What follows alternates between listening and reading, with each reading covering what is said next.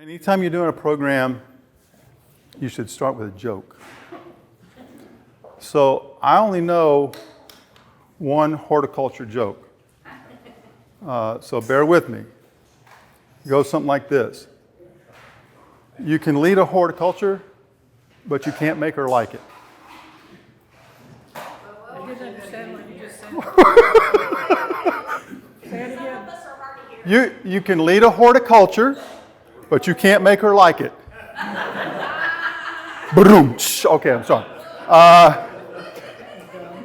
Vaughn Banting told me that one, and he told it so many times it's like ingrained in my brain, and he laughed himself into hysterics every time he told it himself. So anyway, but Vaughn got me really hooked on Bald Cypress many years ago. So look, I'm real informal here. We've got several directions that we can go with this tree. Feel free to ask any questions that come to mind. There's no such thing as a stupid question, but you are stupid if you don't ask the question, because then you walk away not knowing something. And if there's one thing I want you to know is the answer to any questions that you may have. So when Ryan asked me about doing a tree, I said, well, it'd be real easy to take something, like one of these guys here and start from scratch. But, it's like so many other deciduous trees. When you do that, you basically wind up with a stick with, if you're lucky, two or three branches. So this guy was sitting in my backyard just waiting for an opportunity like this. So it was collected probably about 5 years ago, and just sat for a year, nothing happened to it. Then I started to chopped it down, carved the back, going to make a flat top out of it, a taller one. Nah, I don't like that. It looks like every other tree in my backyard. So I cut the top out and decided to hollow out the trunk a little bit and carve the top. And then just see what happened from there. So it's really it's had one other time where it's had some wire on it, but other than that, it's just a woolly piece of material waiting to go. So let me explain real quick. There's several different ways that bald cypress in nature will grow. You have immature, which are very conical shaped, kind of Christmas tree-like, right? But then there's a very dwarf variety of that. So a full-grown immature might be 70, 80 feet tall. But you can have the same thing with a base that maybe, from the wall here to about where I'm standing, the base that wide, but the whole tree is only like 15, 20 feet tall. So there are dwarfs out there. And they look just like the full-grown version, but much smaller, obviously. And then once they get into maturity, they develop into flat tops, which is what people are now, when they see a bald cypress in an exhibit, if it's not a flat top, they think it's weird. And 20 years ago, if they had one, it was weird. So I'm glad that it's become accepted, but there's two ways that flat tops form. One, the trunk goes straight up, and then many branches diffuse at the top to create this sort of flat top giant solar panel up there. And they sacrifice most of the branches down below that flat top canopy. And if there are any branches, they're very few in number and they're very short. The other way that flat tops will form is that the trunk will come up, but instead of remaining straight the entire way, as it gets near the top, the trunk will arch to one side or another. So the trunk actually turns. And when it does, another branch will come off this way, and then another one will come off this way. And so it starts getting this sort of zigzag pattern to the branch structure up there. And they will form the flat top canopy like that. And the same thing occurs in those dwarf versions. You will have the mature flat tops, but in the dwarf size, and they're maybe 25 feet tall as opposed to 110. And then you'll have the type that arches over to one side. Although I've never actually seen one in nature that was naturally forming like that. Every one that I've ever seen that was of that dwarf, sort of stunted type, where the trunk arched, the top had been blasted out by some disaster. Hurricane, lightning, tornado, whatever. And the new leader that came up then arched. So I don't know if they actually occur in nature naturally or not, but they certainly can be created artificially. And so when it comes to bonsai, I like to use nature as my guide. I like to imitate what nature has given me. So in this little guy here, there's several ways that we can go with this tree. One is that we can create a sort of conical shape up here, all right? So more of a juvenile form. Can even round that top off a little bit. Or we can do something where we're creating a flat top, either by coming out over in this direction, or possibly by bending this whole thing down and creating something and coming over the top. And if you peek in here, you can see where the deadwood is. This has all been killed off. And if there's time, when we get this wired out, we get everything pruned out, y'all can tell me if you want me to go ahead. I always bring my implements of destruction. One of my thoughts was, when I was originally looking at this tree, was that I wanted to create a hollow from the top here and connect to this hollow here. When you're doing the carving, you can only carve so far in there with the little tools that you've got. But if I had my way, I would definitely start from the top here and drill all the way down and hollow out this trunk entirely to connect the deadwood up here with the deadwood in here. So if there's time, we can certainly do that. Questions so far? Yes, sir. So when you collected the tree, did it already have that procedure top, or did you format it? No, it would have been chopped. It had been chopped, and with a new leader growing. Now, normally when we do a chop, you do a very sharp angled cut in the back to try to get that taper there. And then there's a couple of different ways of treating that chop, but originally that was the intent. But, this tree didn't have like super flared, it's a sizable base, but it doesn't have the real strong fluting. So there was nothing of real interest or that would set this tree apart. So to my way of thinking, I said, well, if the tree doesn't have the characteristics to really draw your attention in there, I'm going to draw your attention in another way. And that's why I carved out the hollow. And of course, it's already calloused over.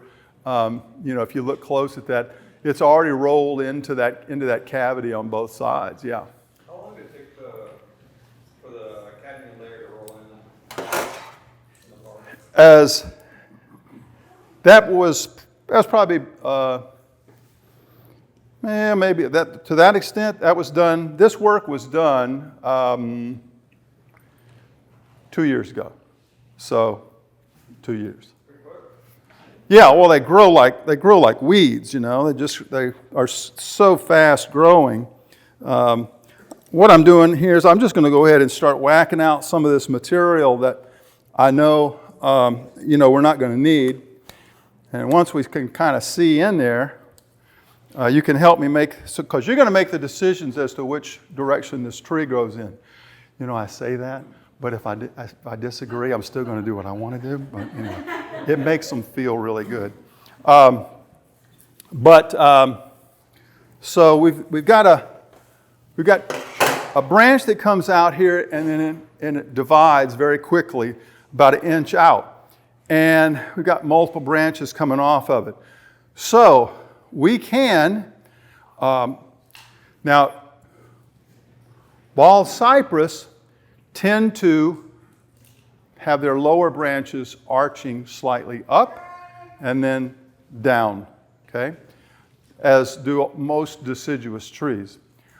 But we don't have to style anything the way they grow in nature. We can look at nature for guidance, but we don't have to do it that way.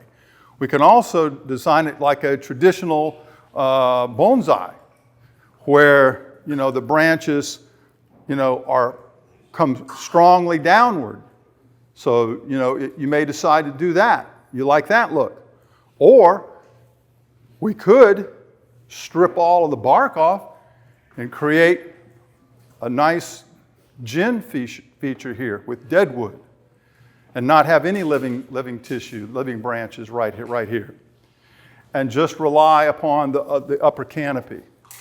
So be thinking about that. You're kind of looking at it, trying to imagine in your head what you think would look good, and we'll certainly go in that direction then. What else can I tell you about Bald Cypress? How old is that tree? This is almost 200 years old, and I grew it from seed. Just you can tell, huh? If I, you know, there's really no way of knowing, but if I had to guess, I'd say probably somewhere around 25. I mean, it's from when it was collected. You know, we've had it, like I said, maybe about 5 years since collecting, and you know, it takes a little time for them to get some girth in the even in the swamp, as fast as they grow, and they do grow fast. This would have been probably about an 18-foot tall tree originally, and then this way we collect them, we just cut them back to a stump and dig them up. I say dig them up, we don't really dig them up anymore. We used to dig them up and like kill ourselves doing it. Now I just take a chainsaw and I go right in the muck of the swamp because there's no rocks in it. Yeah, I can dull the blade up after about 10 or 15 trees, but that's okay. I'll go buy another blade or get a blade sharpener. But when I can take a tree like this, and I within a minute can go in with a 20-inch chainsaw bar and go around the trunk, and then just pop it out of the ground, and again chainsaw the bottom off flat and throw it in the back of the truck. Well, you know, that's a good day for me. We used to sit there with a handsaw, you know, and go around these suckers and take, you know, then you got to come along. You're tying to another tree over here, and you got to crank it over far enough so you can get to the taproot. Oh, thank goodness. Thank goodness those days are gone. I'd be in bad shape for sure. But If you're keeping this in a water bag, is that how you? well, yeah, this is what I tell. Look, if you want to start a fight,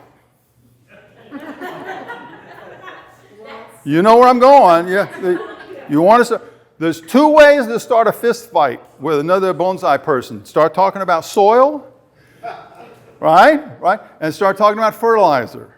Any of those 2 topics will get you into a fist fight with a bonsai person, because everybody has, you know, their own little secret sauce or their own little special way of, you know, the soil. That's fine. Look, as like Hurley was telling me, he grows Bald Cypress 100% akadama. Great. You know, look, they will grow in sandy soil, clay soil, loamy soil, muck. The only thing they don't like is alkaline soil. They like acid, as do most plants. Most plants like soil that's slightly acid. So like Akadama, 6.5, 7 being neutral. So it's on the acid side. It's fine, it's happy. The key is water. The key is keeping them wet. Because what's their natural environment? In the swamp. And they these things, where we collect them, you put on the waders, you trudge in, you throw the beginners off running through the swamp to draw the alligators away, and then you dig up the trees. No, usually these things are growing in about, we collect them in the winter when it's cool, the snakes are not out, the mosquitoes are not out. That's the Louisiana state bird, in case you're wondering. And the alligators are hibernating most of the time. But the water then is, at that time of year, that's what we call the dry season in the swamp. So the water is probably about 6 inches or so. So from October to like March is the dry season in most swamps, and the water's at its lowest. And water actually drains out of the swamp through the bayous and creeks and rivers and so forth. And then when spring rains start coming in March and April, well, then the water starts coming back in. So yeah, bayous, the water actually flows in different directions depending on the time of year. But this little guy was growing in water probably about this deep when he was collected. It is thoroughly root bound in this container. So whoever gets this would be well advised to. The dollar weed, by the way, is free. That's just give it a home. You'd be well advised this next winter, right about the time buds start to push, to take it out and give it a little root pruning, and get some fresh soil in there. So what else can I tell you about? The answer to that question was yes, you do leave it sitting in water. You do. Yeah, I'm sorry. Is that the third thing that starts a bonsai collection? I had somebody who had been growing bonsai. Well, he was one of my students. And he would tell me every year, "Oh, Randy, it's August again. My cypress is starting to bronze up like they always do." Okay, unless somebody asks me a question, I don't try to tell people, what they're doing wrong. I don't go in somebody's yard and going, "Well, you're screwing up here. What are you doing with this tree?" If they want to know, if they want to ask me a question, I'll tell them what I think. Otherwise, I keep my mouth shut.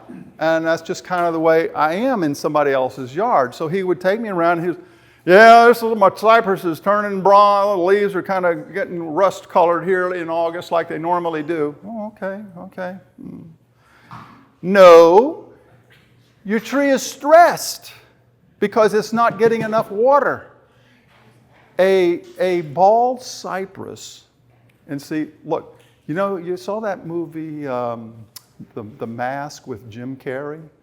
Okay, there's that one scene where he's like, "Somebody stop me!" Okay, that's the way you have to do with me, because once I start talking about different things, it's kind of like squirrel. My brain just kind of jumps here and there, and I start talking about stuff, because there's so much that I could share about bald cypress. But they will get stressed if you do not give them enough water. So all through the growing season, set them in a tray of water, or put them in a mortar tub like this.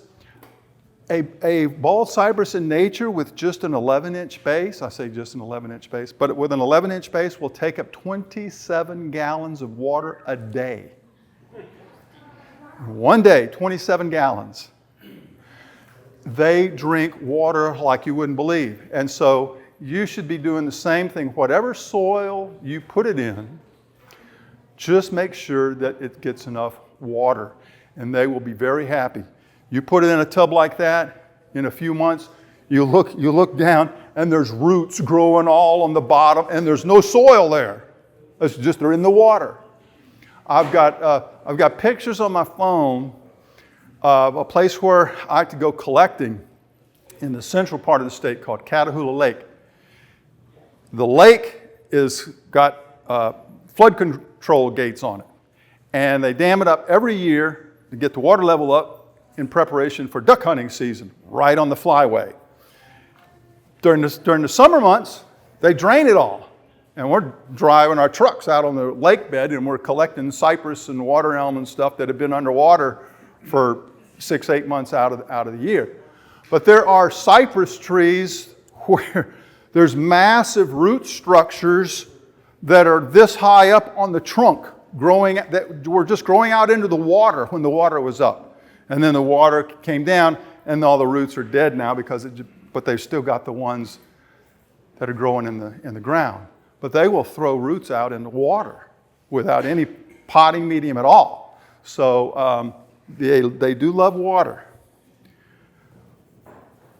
What else can I thoroughly amaze you with Bald Cypress? Are you going to pull off those needles to wire it, or leave them on?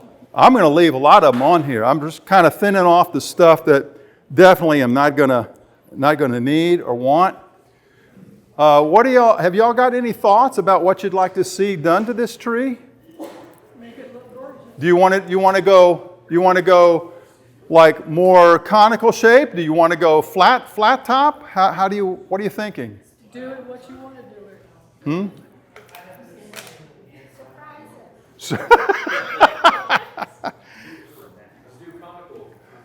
You like conical? Who wants to get into a fist fight? Okay.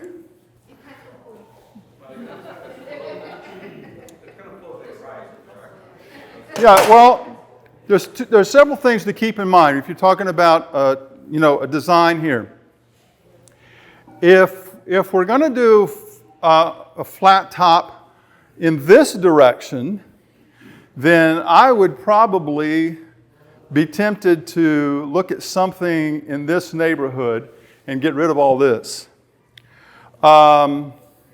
If we did a flat top over in this direction, I would probably either keep this and wire it down to sort of counterbalance the movement there, or gin all of this. That in either case, if you move in this direction, to my way of thinking, it'd be nice to have something to counterbalance it going in the other direction.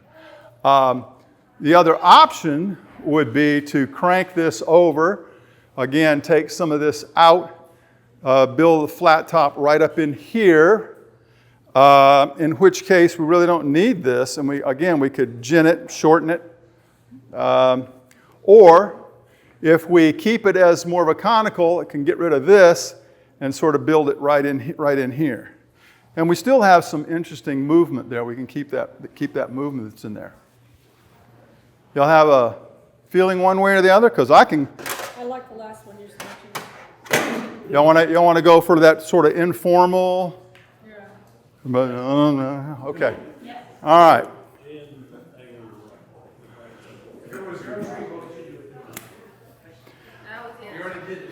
Too late. Too late. We were talking about this a little earlier. I am not one that believes in like cutting off branches to the trunk. If I'm going to remove a branch, I'm just going to gin it.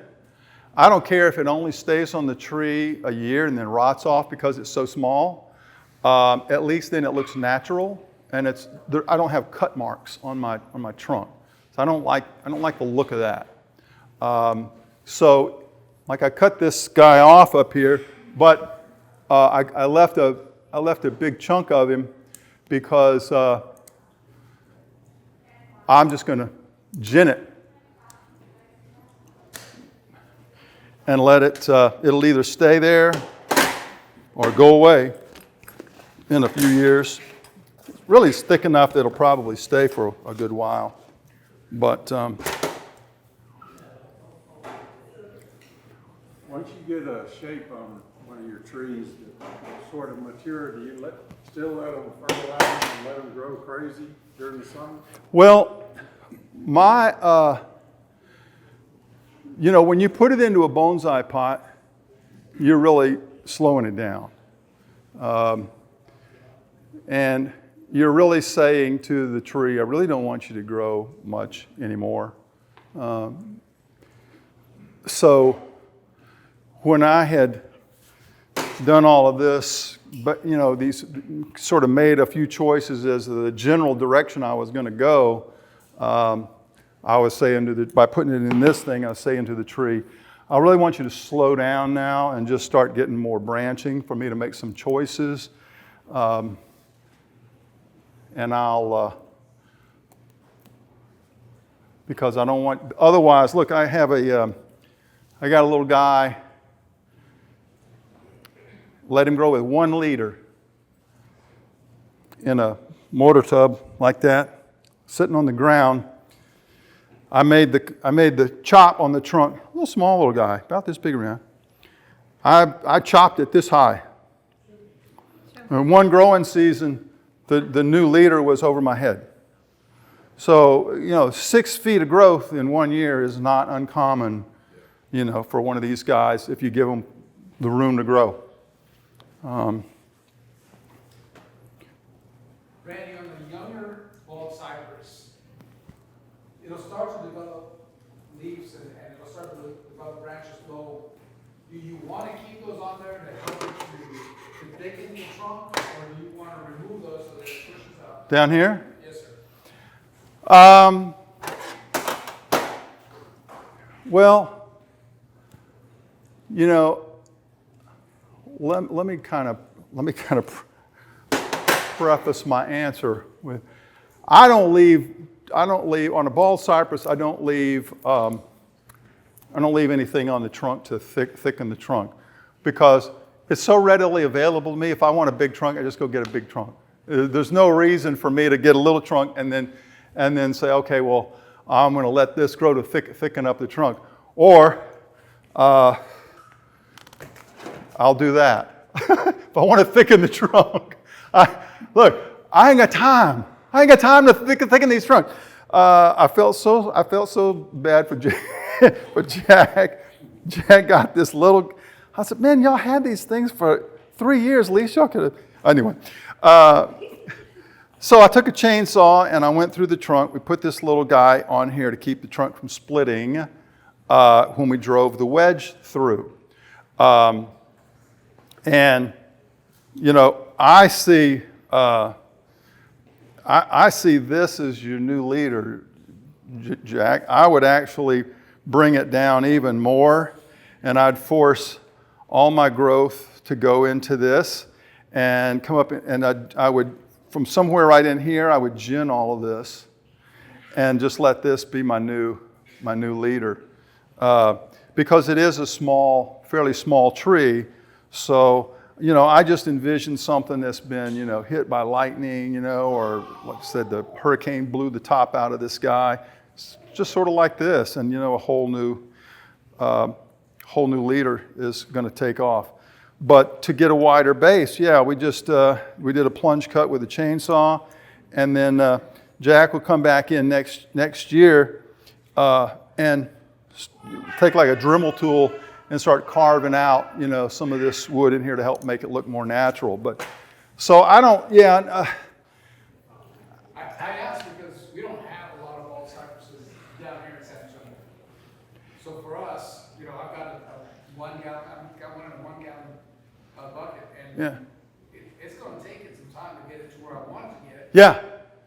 So I didn't know if you just remove them and push up, or do you actually leave them on there, let it work its way down? Well, I think, for me, if you put it in, if you give it enough room, they're going to take off, and you're going to get 5-6 feet of growth, and it's going to put on some girth, and that may take, if you're talking about just like a little, seedling, then yes, maybe even put it in the yard and put it on a tile or something about a foot, 6 inches down or something, so that the roots go out laterally. You know, I would think, if any of y'all are really interested in Bald Cypress, one of my students shamed me into starting a Facebook page back in September, just dedicated to Bald Cypress. And so there's probably about 30 or 40 articles on there. People are posting stuff. I thought, you know, Bald Cypress just grows like in the south of the United States, and it kind of creeps up the rivers up into Oklahoma and a little bit up into Illinois. There's people in Australia growing Bald Cypress. They're India, Vietnam, Spain. I'm like, where are you people getting these trees? Oh, we get the seed. We grow from seed. I'm going, holy cow! You know, it's like, it's amazing. But yeah, there are people. There was a guy in Australia. He's got all these Bald Cypress growing in his yard. They're already this big around. Now, the problem is you're never, unless they're growing in water, you're never going to get the fluting. You know, you're never going to get those nice flutes that are coming out. And even these guys, this has got a little bit, they're starting here, you see. But they start from roots. And those roots grow out, they just expand, and you get kind of like the, you know, kind of like some of the tropical trees. A couple of those will do the same thing. But I don't think I would, you know, again, if you put it in, now, I suggest people to this. Let's say you take a bus tub like this, okay? I don't think this one's been, no. Take a paddle bit, right? 3/4 inch, halfway down, hole, hole, hole, hole. Put in screen just like you would in the bottom of a bonsai pot, okay? So that during the winter months, when you want to reintroduce air into the soil, you keep that reservoir of water down here.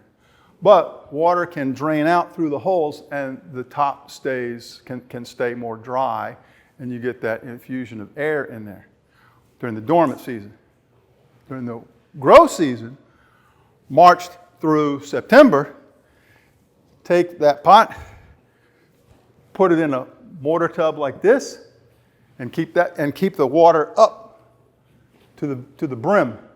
So even on a seedling, after a few years, you're not only going to get a lot of growth, but you're going to start getting a little bit of buttressing. Now, it takes time, but to me, if that's what you're interested in trying to do, I think that's the best way to go about that. And that way you're simulating the wet and dry season that occurs in the swamp in your backyard. And you're going to achieve the same results, sort of, because you're still limiting the amount of growth, you know, those roots sending out. But I think that's going to give you the best bang for your buck, doing it like that. All right. What else can I confuse you about? How about diseases? Well, I've been going to the doctor regularly, Jack, and haven't had any problems. Oh, no, I'm sorry. You're talking about the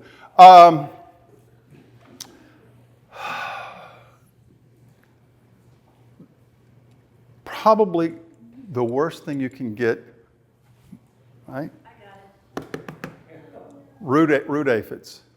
Root aphids. And I was so dismayed because I was telling Ryan, out of all the trees of Bald Cypress, I've been growing them. Got my first Bald Cypress in 1972. Yeah, 72. I wasn't even born yet. Yeah, you see what I'm saying? Cocky, man.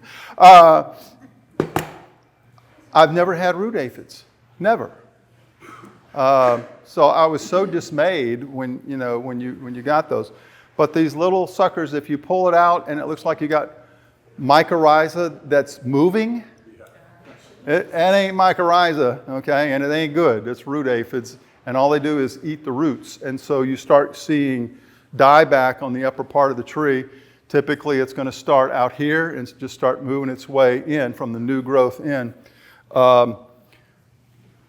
That's probably the worst because you don't see it until the damage is done. So the best thing to do is, if for anything, whether it's bald cypress or any other tree, is prevention. Get some kind of 3-in-1 Bayer systemic, just that knocks out bugs that chew on it, any kind of fungus that wants to grow on it. Prevention is a lot easier than trying to fix something after the damage has been done. But there's not a whole lot that will really ruin your tree. The only other thing I've seen, there's a particular borer, and I haven't seen that very often. And I was over at Boyd Snellgrove's house, and he was, "Why do you think's killing this branch?" And right below the branch was like this little trickle of brown sap. And I said, you got borers in there. "Oh, borers, because you can't see the little suckers. They're underneath the bark, and they're just mining the cambium tissue. So you put on a systemic that goes throughout the whole tree's circulatory system, and that kills those borers. But not too many things will affect them. Scale, I've gotten scale once or twice, but they don't do a whole lot, and they're easy to get off just with your fingers. Thank you, kind sir.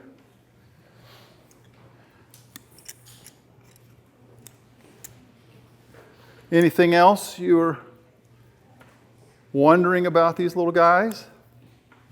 They will take a lot of abuse.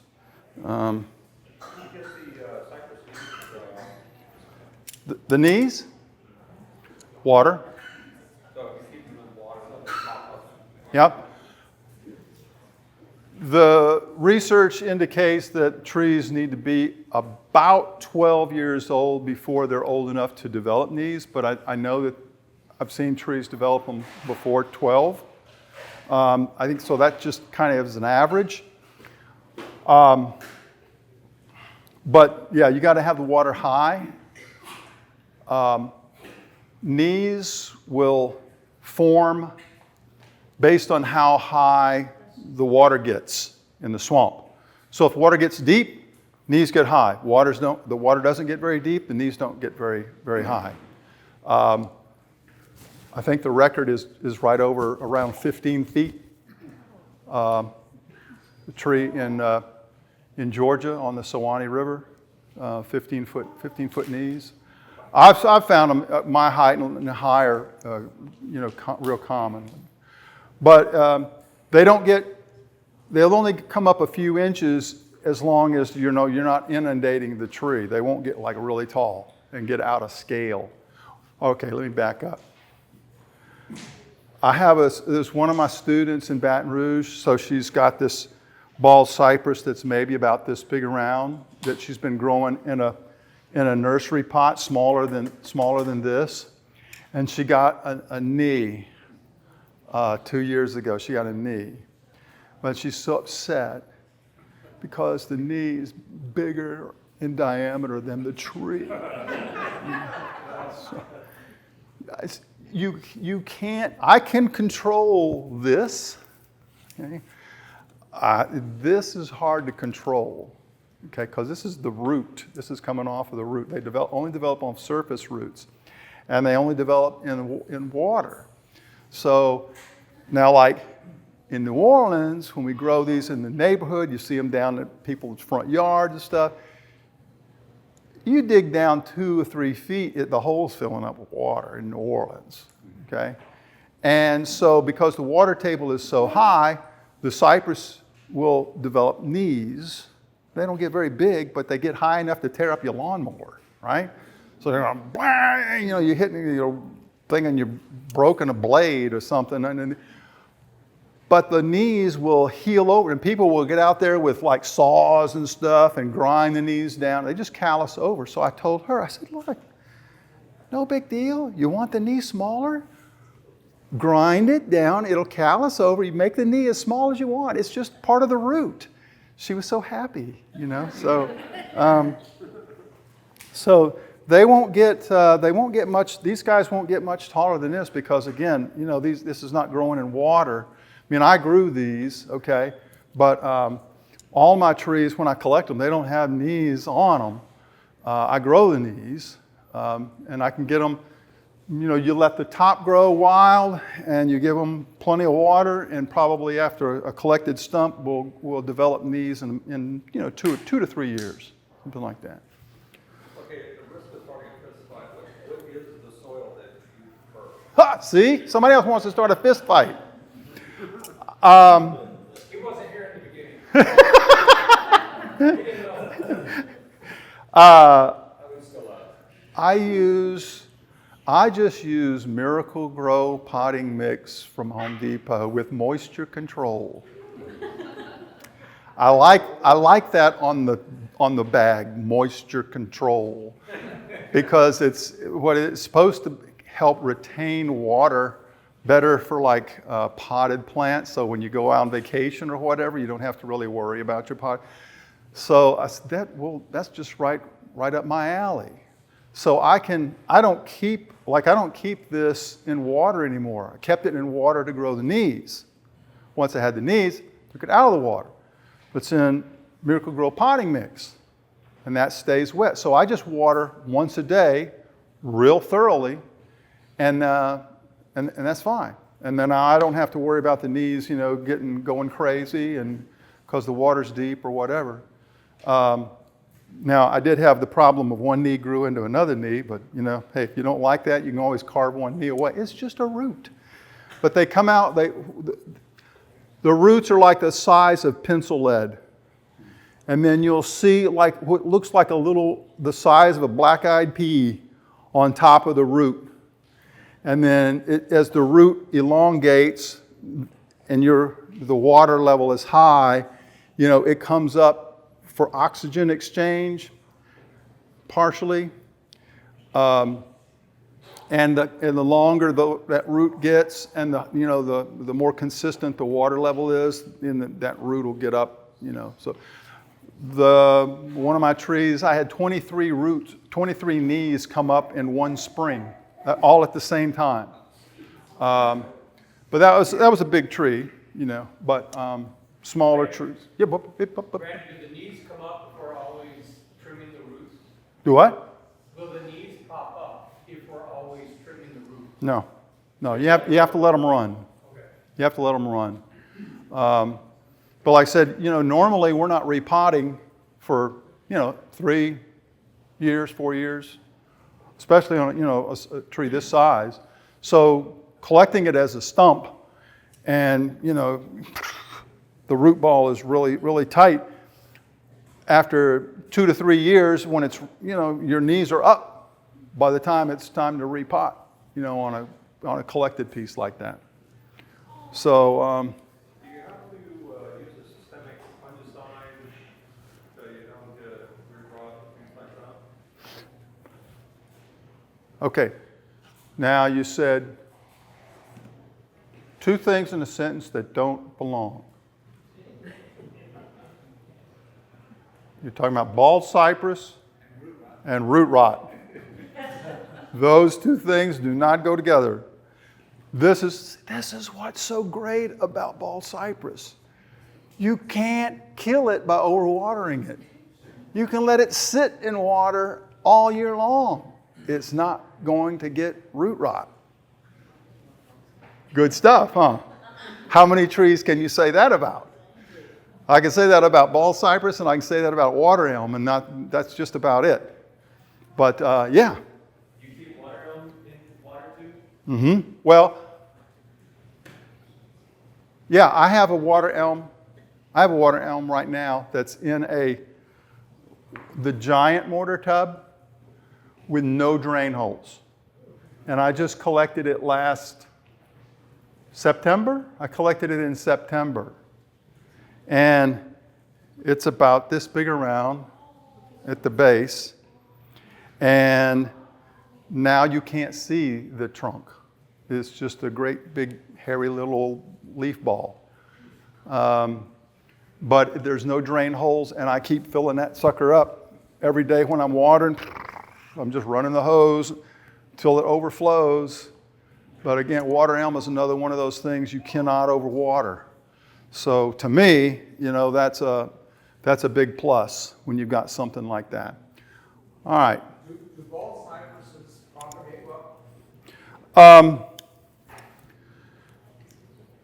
That's another one of these. I'm writing a book on bald cypresses, bonsai, and when these people from like Australia and New Zealand and Spain, they sort of like, okay, explain to us how to get better results from propagating from seed. When have I ever had to? I don't have to propagate from. I just go out and get what I want. So it's like causing me to rethink a lot of things. I still don't go out and propagate seed, do cuttings, but I've got friends who are, and you know, so some of the things that I'm hearing is, you know, they don't root real easily. So if you want to root from cuttings, then I suggest that you use a rooting hormone, but it's the kind that's it's a gel. I don't know if you can buy it in the nurseries, but I know you can buy anything on Amazon.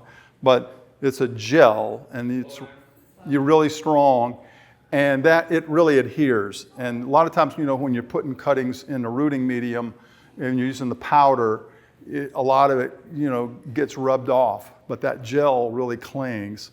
So some of my friends are having a lot more success with cuttings using the gel.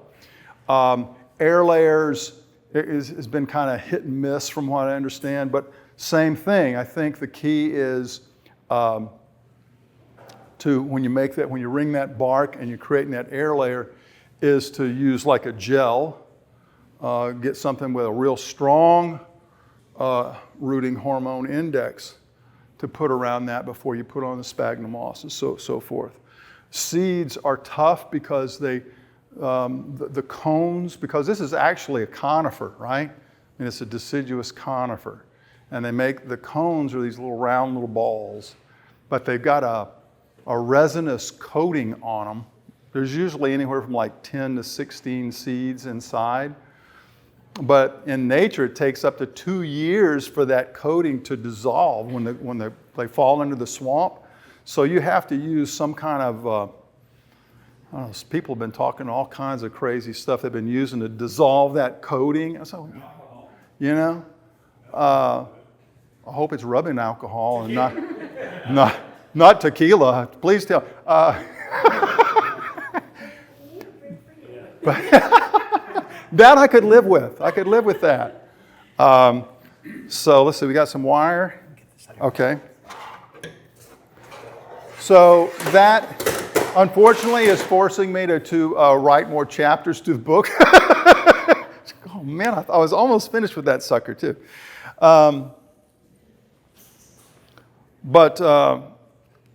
Yeah, I think I would work more with with cuttings or with air layer.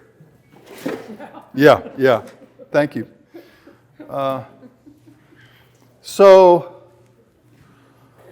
let's see. Ryan, you said you could help me with a wiring task here. All right.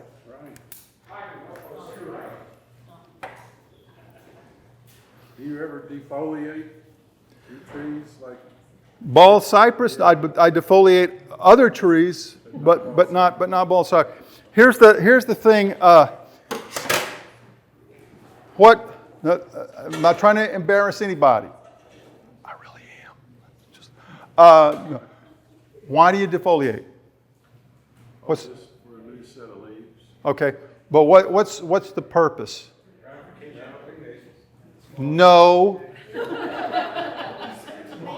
No, you can't.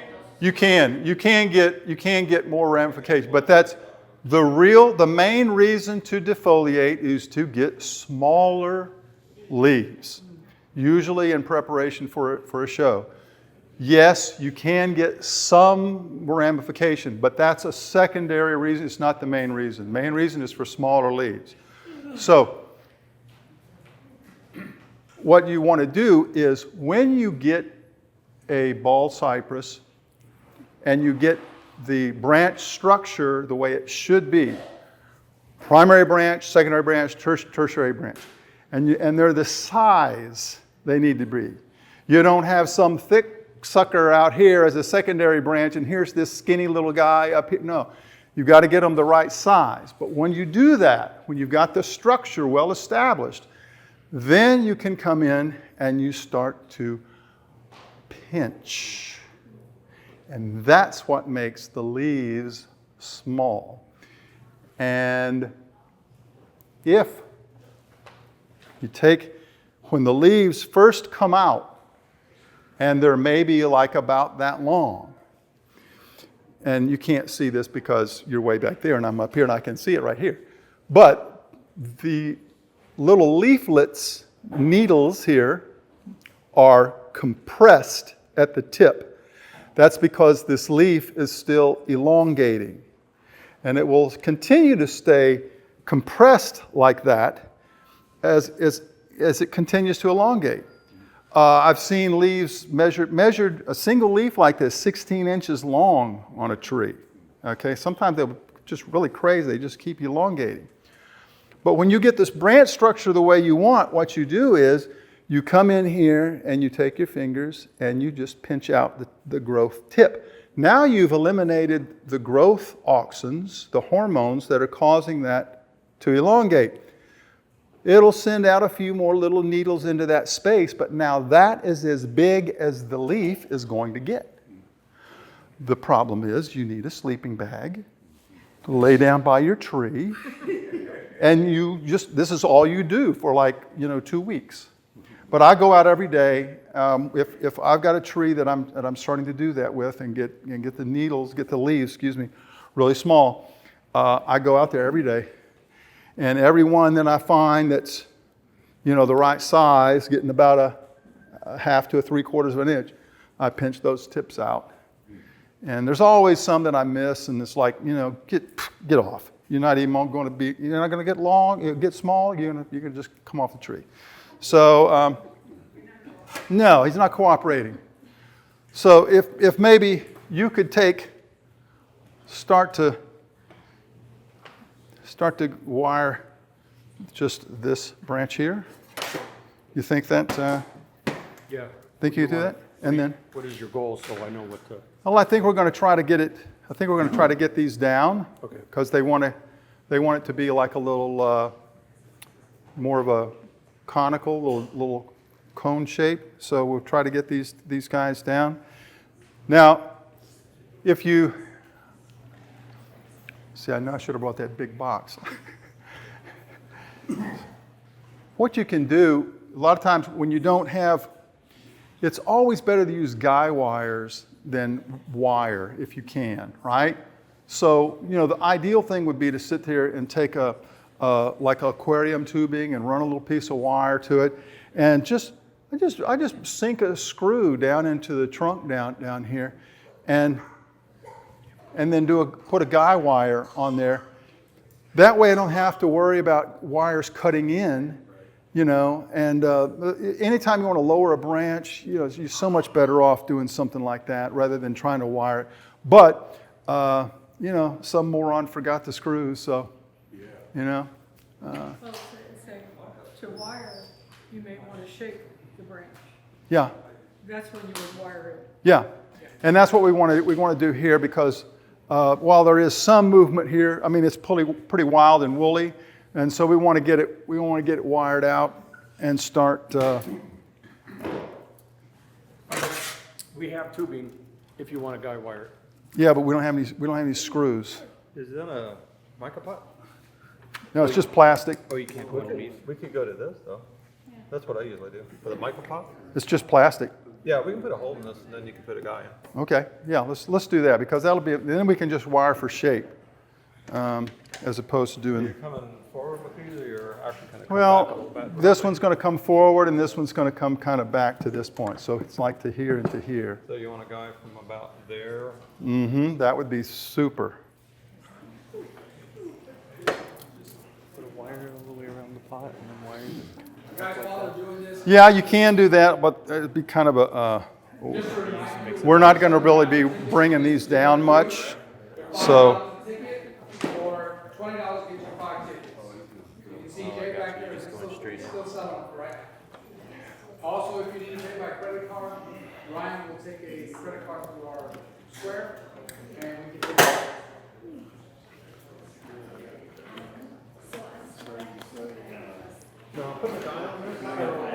now I'm going to show you. I'm going to show you a little cheat too. I want to bring this branch down right here a little bit, okay? But you know, there's nothing really close by. You know, you're supposed to go like one full wrap around a branch or a trunk, you know, so that it's well anchored. Otherwise, it does the little teeter-totter thing, right?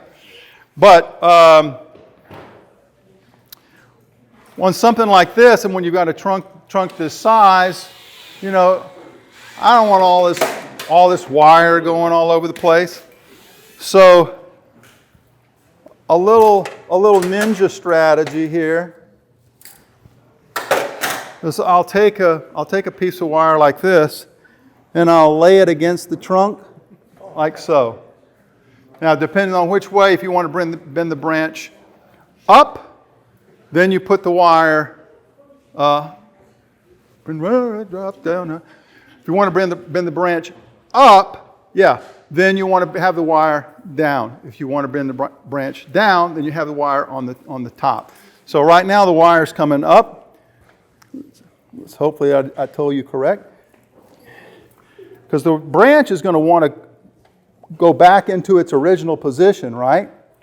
So what I'm doing is I'm making a little brace against the trunk, and then when I bend the branch down, this little piece of wire that's up top keeps the branch from coming back, and then I don't have to use all this wire going all the way around the trunk.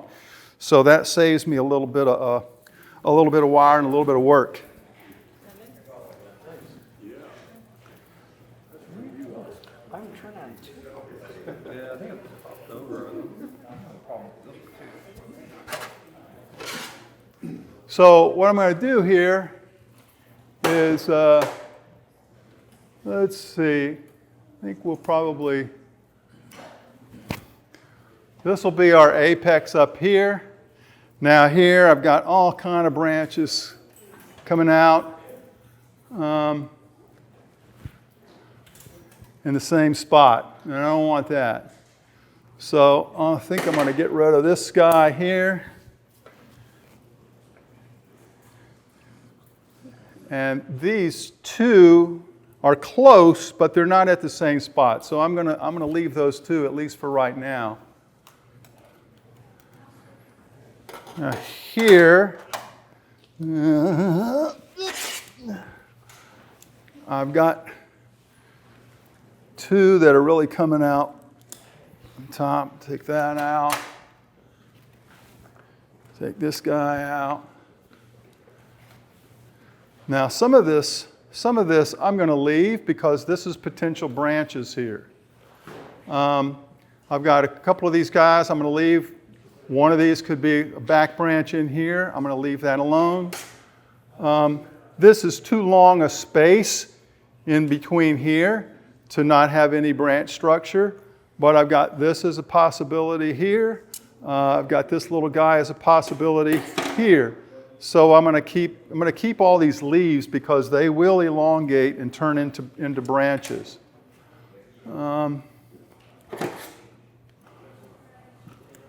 Shorten up some of this.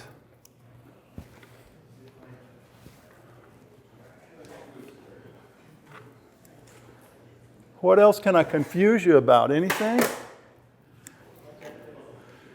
Now, since we're Since we're doing this as kind of an immature style, a regular bonsai type design, I'm eliminating growth that's on the bottom. But if I were doing a flat top, I would not only keep some of the branches that are growing directly on the top, but I would also keep some that are growing directly on the bottom, which in typical, the rules say, don't do that. But if you're trying to design a tree the way they grow like these guys grow in nature, they do that all the time. And if you wire it correctly, you can get a very beautiful effect by these little dropping branches that are coming out, and then you start creating layers of foliage that way. Just on the top or all over? On any branch, on any branch that you keep. I mean, even like, I don't know if you can see this, but here's a branch that's really on the top up here.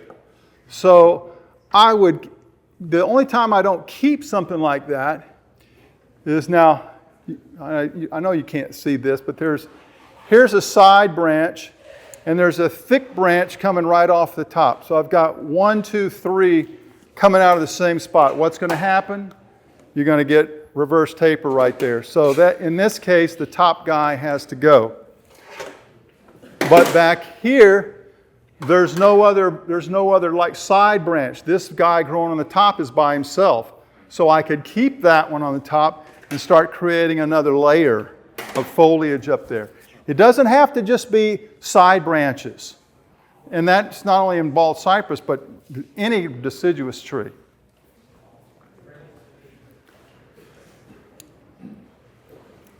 Do you use any cut face on your cuts, on any of the larger cuts? Yeah, I usually do.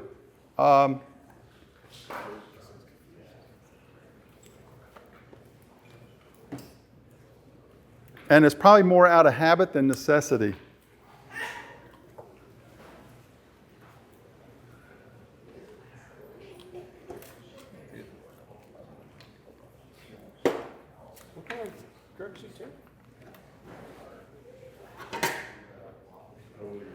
Now, here this is a problem that you run into all the time with all your bonsai.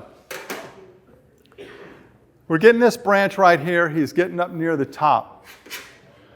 But can you see the diameter of that branch? Okay. He's fine in relation to this guy, but not in relation to this guy. What's wrong? Larger up top. Okay. Lack of taper. So we want to manage the growth on this. Now we're taking off all this foliage, it's going to start popping out again. And because they're top dominant, most of the growth wants to come up here. So you've got to start managing. If you've got new growth coming out and you want to get branch ramification, that's fine. But don't let it grow long and control it. Pinch the tips out. There's the growth hormones. That's what's all causing it to elongate. That's where all the auxins are, the growth hormones. By pinching out the tips and not pinching out tips of this guy, these auxins will take over from these guys, and this will start to elongate and it will catch up to this, right? Another little trick you can do, hard when you've got foliage that's close together like this, another little ninja strategy. Yeah, ninja. Yeah. When you have a weak branch like this, here's a prime example. As possibly the lowest branch on here, this should be the thickest, right? Okay. So, we can sit there and prune and try to let go, prune and try to let go, or we can cheat a little bit. Mix up some liquid Miracle Grow. Just like you buy from wherever, the big box store. And mix it up just according to directions in a little spray bottle. Okay? Every week, spray just that foliage. Don't, you can fertilize the soil like you normally would with like an organic. Y'all all have, Jack has me in love now with Has to Grow. Okay? Has to Grow. My teacher always was like, fishy motion, fishy motion, fishy motion, you know. And my wife said, you use any more of that doggone fishy motion, you're going to be sleeping out in the tea house with the 200 cats that you have attracted into our backyard. The Has to Grow does not smell at all. It's got no odor, and it's a little bit stronger than fish emulsion. So I have Jack is my new best friend. I go to him now anytime I want, you know, a new product to try. But chemical fertilizer like Miracle-Gro, they tell you to apply it weekly. Why? Because it's absorbed and used almost instantaneously. Okay, and whatever you've applied it to has used it up all up within a week. So if you're just applying regular organic fertilizer to the soil, but you've got a branch that you want to get to gain in strength, then just spray that with Miracle-Gro. The Japanese figured this out a long time ago when they had cascades. Junipers, azaleas, anything with a cascade, where's your weakest pad of foliage going to be?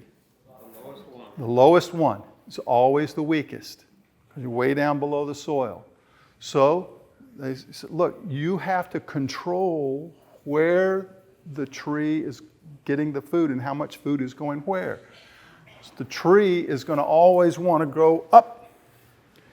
So what they started doing was bottom third, chemical fertilizer every week. Middle third, every 2 weeks. Top third, once a month. Then they're controlling the strength that each portion of the tree had. So they could maintain the strength and vigor of that bottom third of foliage. But you and I, we can take that same little strategy and use it on any tree in our collection. So not only the type, but the weakness of the amount, they control? No, they didn't change the weakness. They just changed the frequency that they applied it. So they were using it full strength. But, like I said, every week down here, and then every other week, and then once a month. So if you've got a tree that you're struggling with, that's got a weak branch and it's down low and you're constantly fighting and battling, trying to get that thing, try that. I'll just mix it up in a little spray bottle every week. I am a creature of habit. My wife just says I'm a creature, but I am a creature of habit. And if I don't do something on a regular basis, I forget to do it. It just doesn't get done. And fertilization is one of them. So I have Fertilizer Friday. Every Friday, I go out and I fertilize. And it becomes a habit. So now it's a habit. And whatever I need to do, if I've got a weak branch, whatever, but every Friday is Fertilizer Friday. So get into the habit and you keep your trees healthy. And if you've got those weak branches or weak portions of the tree that are struggling, try that. Try that. How often are you using pesticides? I will typically, I like systemics. Again, I'm lazy. So if I'm using like a spray insecticide or something like, or fungicide, it's like, oh God, wait a minute. When did I apply that? I got to look at the directions. Wait, it's every 2 weeks. Okay, oh God, it's been a month since no wonder they're eating the entire tree. So I like systemics. Systemics usually will last about, anywhere from 4 to 6 weeks, depending on which ones you use. So I like the granular. I don't like the liquid. Liquid just leaches through the soil again. And if you look at the directions, you apply liquid like every 2 weeks. But the granular is like, 4 to 6 weeks. So I usually find if I use a granular systemic, it'll hit the mildew, the mold, the fungus, the insects. And if you can get through the first couple of months of spring when all of the little beasties are attacking your tree because the foliage is nice and juicy and fresh, and get into, about summertime, you may only have to apply it 1 time or 2 times. I apply it in the spring. A common one that you see a lot is like high yield, and I get no compensation from high yield, but they make a great little systemic. But there's other ones like Bayer, I think. Any of y'all use like other granular systemics? Bear 3-in-1. Yeah, Bayer 3-in-1. I use Xylem. It's once every 6 months. Once every 6 months. Okay, well that's not bad at all. Where's the other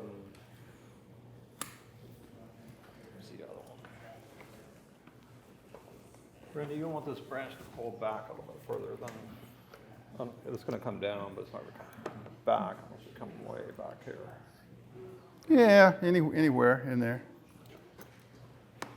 Just get it as low as you can. Like about like so. Okay. Yeah.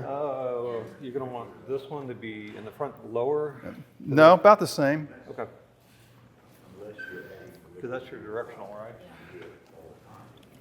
Or do you worry about a directional branch? My focus is going to be up here. This is going to be my number 1. I probably don't even need this guy right here. My question was, do you need a directional branch on a Bald Cypress style that he's doing? Well, what I'm trying to do is I want this branch kind of coming out here at a 45, and I want this branch, I want to swing this around, and I want this coming out here. Okay? Y'all know why you do branches like that, right? Exactly. They call it an attitude of welcome, right? So the top of the tree, the apical shoot, should be slightly forward, okay? And your number 1 branch and your number 2 branch should be like it. Not like this, right? And certainly not like this, right? But you want them like this. Yep, like a hug. Now for the leaves on the Bald Cypress, they have a top and a bottom. They're not like a juniper where you can rotate them. Yeah, I've never noticed them to care. They're not really finicky like that. Usually just by, sometimes I will sit there and I will crank them around and make complete, like a spiral. And they just real quickly, within a few days, they're just right back in their original positions. So it's never been a problem.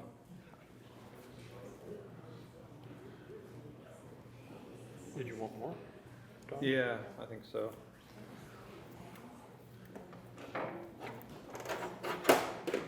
Keep these. Want to do anything with these? Yeah, we're going to try to. I'm going to leave. These are going to be future. Yeah, that's the future. Yeah, we can get those 2 guys together. Just thin out some of this stuff. Probably number 3 on those. Or do you think a 2.5 will work? This is pretty. It's pretty stiff. limber. This one's not bad. This That's one, very limber, yeah. this one, right in here. And I would rather have it come down out here. It doesn't have to come down right up next to the trunk.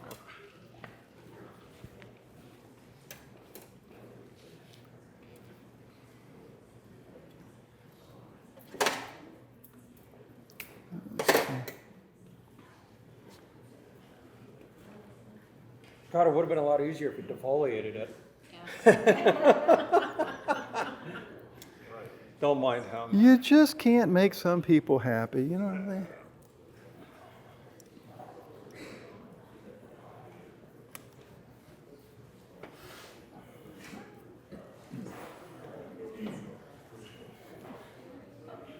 Randy, I'm gonna come around with that wire. I don't wanna whap you in the face. We're good. Yeah, we don't wanna. I'm used to getting whapped in the face. Oh no, we don't wanna have to make use of our insurance policy. This thing's too tall. No, it's not. Right height, right?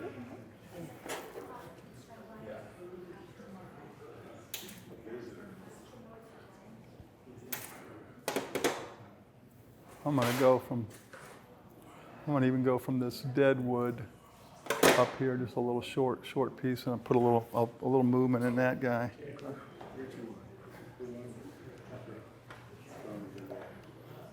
What you did in the workshop? Hey folks, again, just a reminder, those of you that were in the original class that Randy held last year, there is a follow-up class tomorrow. That's 6 o'clock.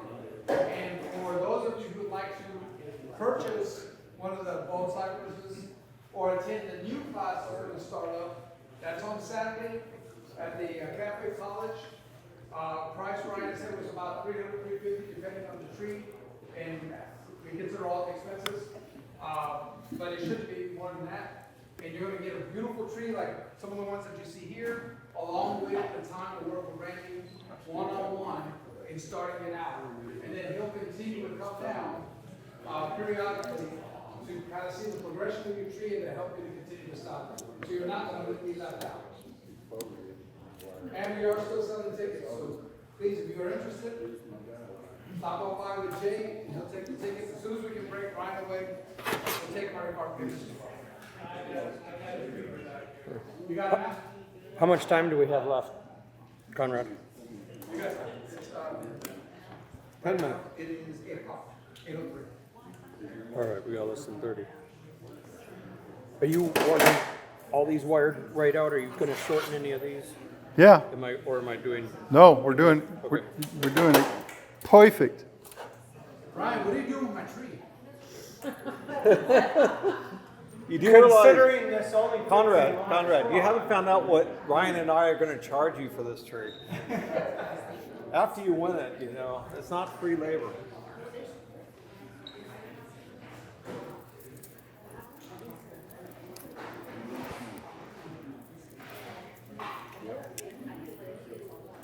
So I know, Randy, one of the things that confused me when we first got our first Bald Cypress, you had talked about putting the tree in water. You're literally meaning, just like this is here, put it in another container that's got water that goes up to here? Well, if you want to try to get fluting, then that's the thing to do. If you're just trying to get knees, it doesn't have to be that high. It just needs to be like within about an inch or so of the top of the soil.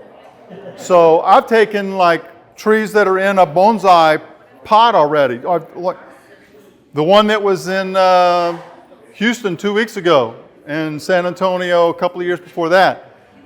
That was collected out of the swamp, put into that same bonsai pot, and that bonsai pot then kept in a mortar tub, the biggest one. This is the main. There's one a little bit bigger, and just kept that filled up with water. And 2 years later, 23 knees popped up. So the bigger the tree, the quicker they're going to develop, the knees. Yeah. What else can I confuse y'all about? How many of y'all have tried Bald Cypress before? Oh, excellent. So did you have luck? Did you have, okay. Doing very well. Still alive in a tub of water. Do what? Yeah, it lives in a tub of water. Yeah. Yeah, you can't go wrong. The only thing I would not do, once it's in the tub of water,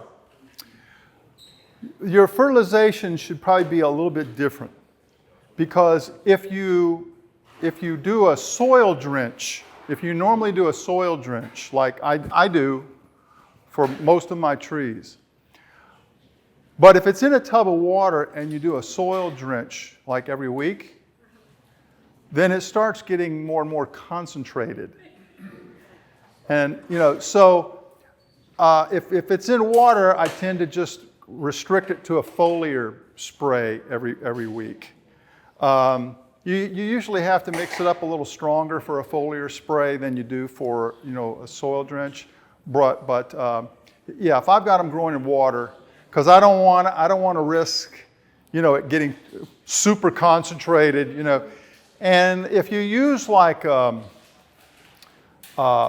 Osmocote or some other time release, okay, well, that's fine, but they release every time you water.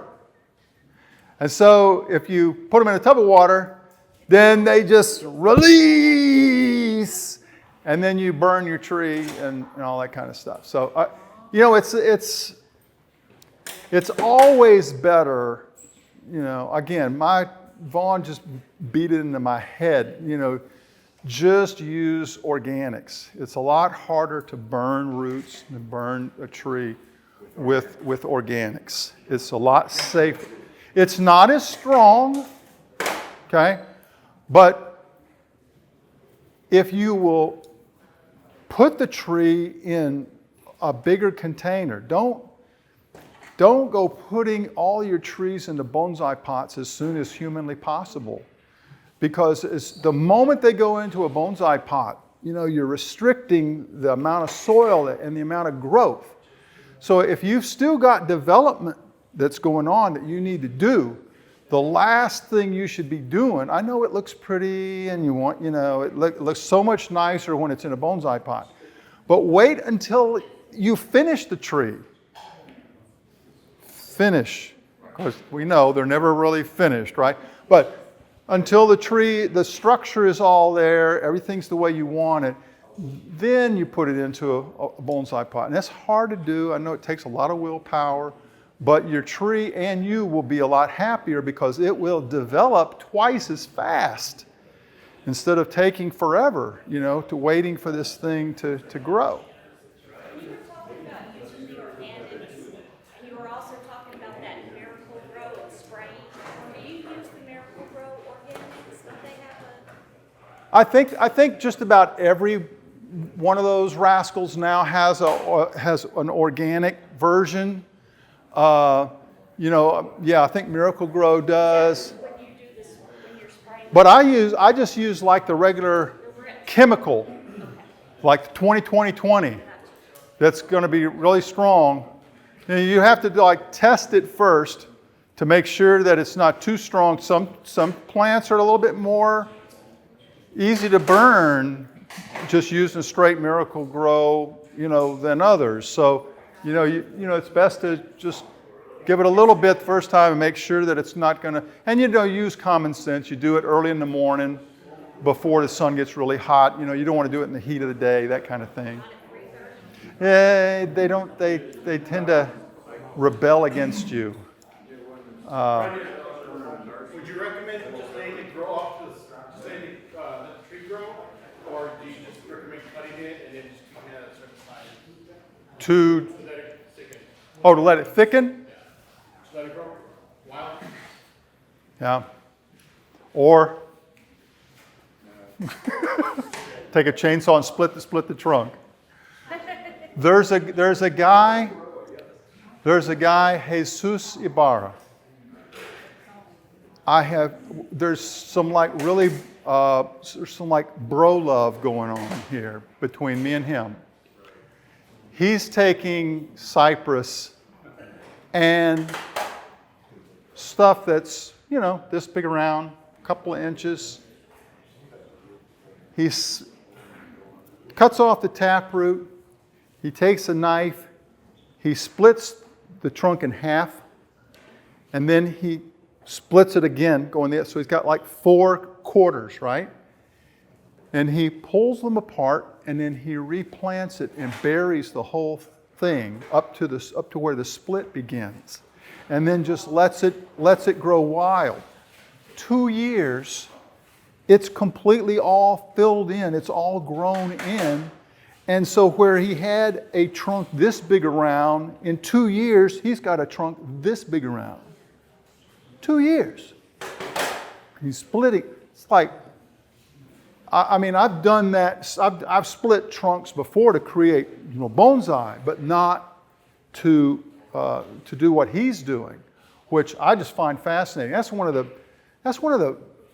I have discovered one of the fabulous things about social media and Facebook, Instagram, people all over the world, we've never had access to the techniques and information that other people around the world are using.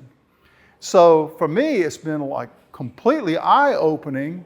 I mean, I've been working on this species of tree, like I said, since 1972. And, so I've learned one or two things. But I was having a discussion with Adam Levine. I don't know how many of y'all know Adam Levine. But we were having this discussion about how I don't care if you spend an entire lifetime just researching and studying a single species. Every tree is so complex, and there are so many other factors that can affect their growth and development, factors that we're not even aware of, that you can never learn all there is to know. And so that's one of the beauties of bonsai, is because you never stop learning. 52 years I've been at it. I still learn stuff all the time. And that's why, I love it, and that's why I'm passionate about it, because it's just an ongoing learning experience with every kind of tree. Folks, before we end tonight, we do want to give a special thank you to Penny and Cheryl for the food that they presented for us this meeting. Thank you so much. It's looking great. Already for June. So if you'll get with Joe, we need people for July and August still. Okay? And just like they did, it doesn't have to be too fancy. It can be delicious and homemade, just like Want some more on this one too? Yeah, that'll do about What's more important to you? getting this structure up in here. Like this guy here, we want to keep this. This is growing down, but we want to give him up and get some movement in him. And this guy's more, this guy, let's get him out of here. Okay. This guy? We want to get this guy. Okay, so these two. Got it.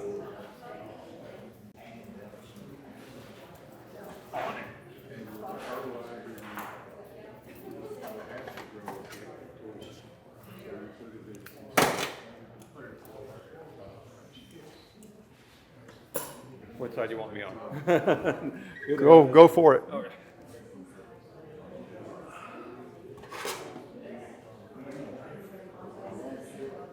Out there, I'm gonna go with something else.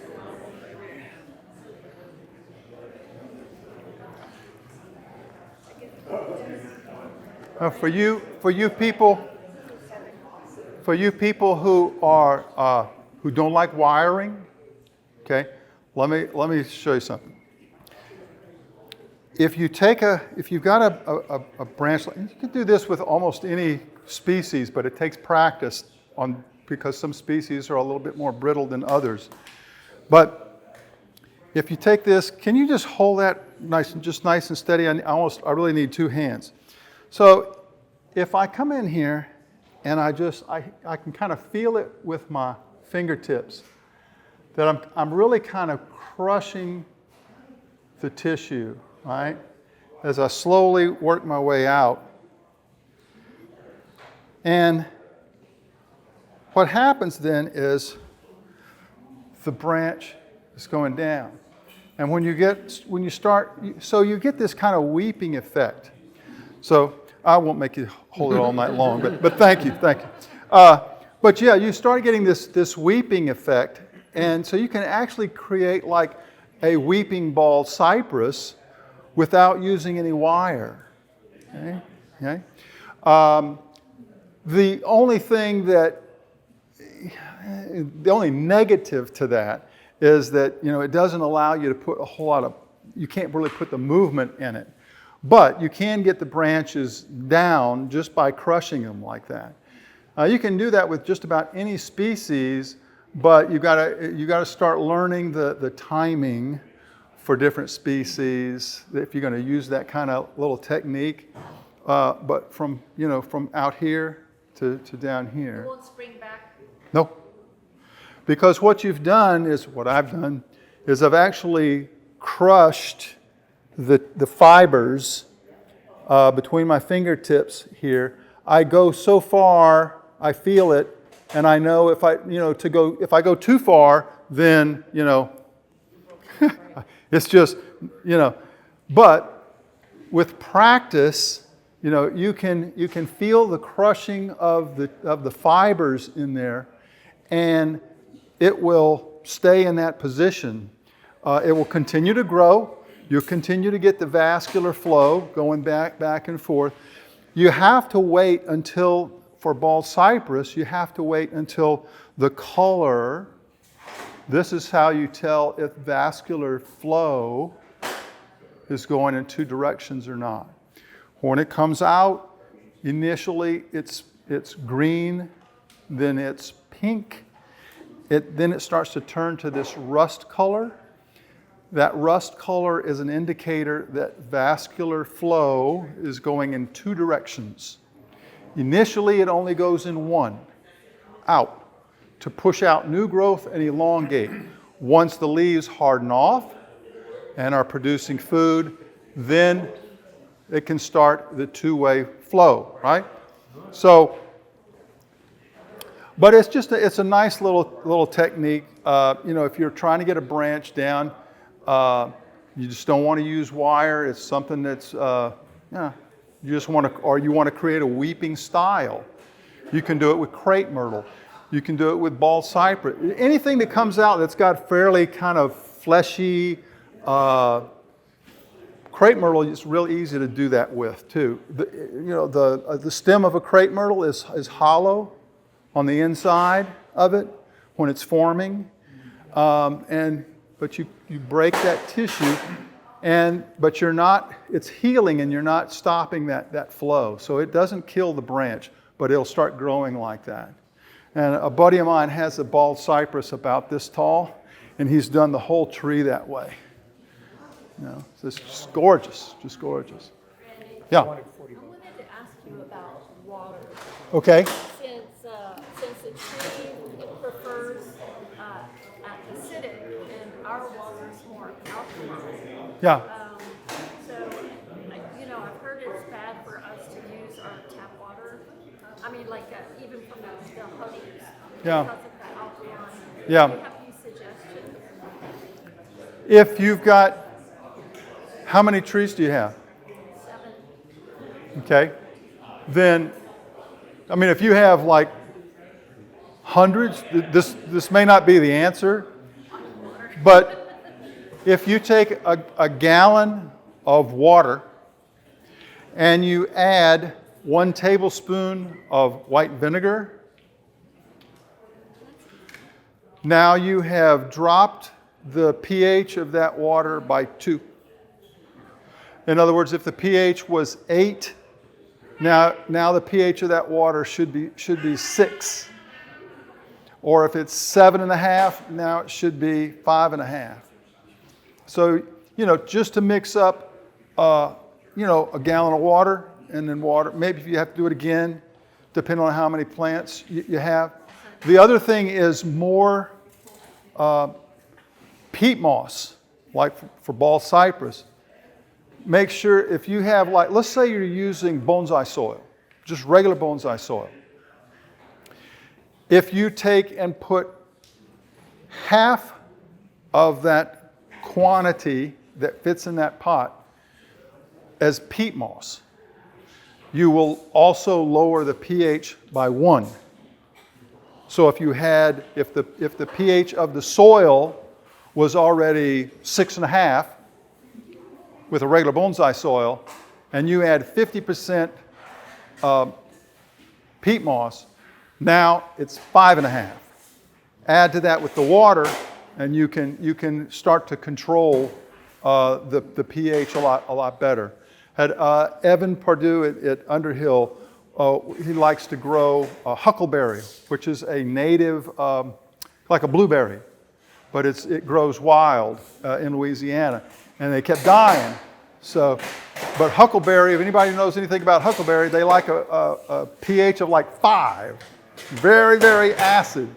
And when you have, for those of you who don't know, look, a pH of, if you want a pH of 7, which is neutral, when you go to a pH of 6, it's 10 times more acidic than a 7. If you go to a pH of 5, it is now 100 times more acidic than the 7. Every number is a multiple of 10 times the number before it. So when you think, oh, just one number, that's not much. Well, that's a heck of a lot of acidity to the plant. And for some plants, that can mean life or death. So, Sorry, less talking, more. yeah. So, if you can get kind of a, now see what's happening here. Let me spin this around for a second. Look at this. Here, see how this branch is, now, we're creating layers, okay? We're creating layers of foliage here. And let that branch drop down. Same thing. When we want to do this, we want to get this down, tips up. Bring this in and out. All right, I want to create layers. Randy finishes that in silent mode. We're going to do the drawing. I take a lot of abuse about how much I talk. And I know I talk, but I've got so much to share. Did Okay. everyone buy a ticket who wants a ticket? All right. See, I get a lot done at my house because I don't have anybody to talk to. Let's throw Teresa in. Yeah, we get paid here. Teresa, as long as you draw a line, it's $5. He's drawing. All right, here we go. And the winner is Joe H.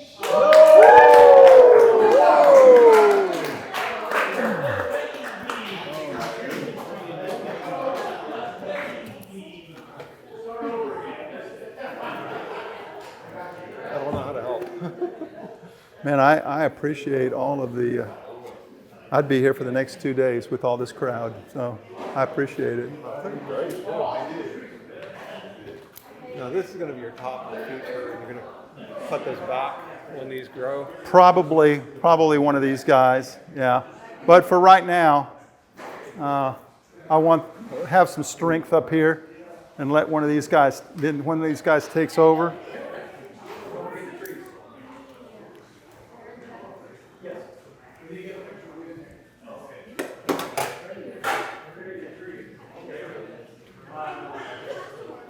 So Joe, you just won this one, right?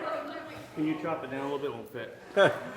Yeah, right here. Randy, do you mind talking to Joe about what he needs to do care-wise and what's going to happen up here, just like you were telling me? Yeah, I wasn't doing much listening, I'm sorry. Yeah, no, that's okay. Well, we're just saying that to get the taper in, probably either this guy or this guy is going to be the apex. Okay. But for right now, we want all this pull in the inner, so this will pop and elongate. When it gets like this size, then I want to cut this off or cut this off. Okay.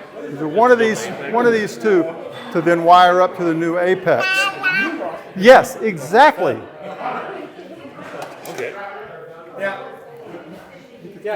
So the only thing really needs to be done is these need to be wired out. But otherwise, Thank you, sir. enjoyed it. Thank y'all for having me, and it was a pleasure being had.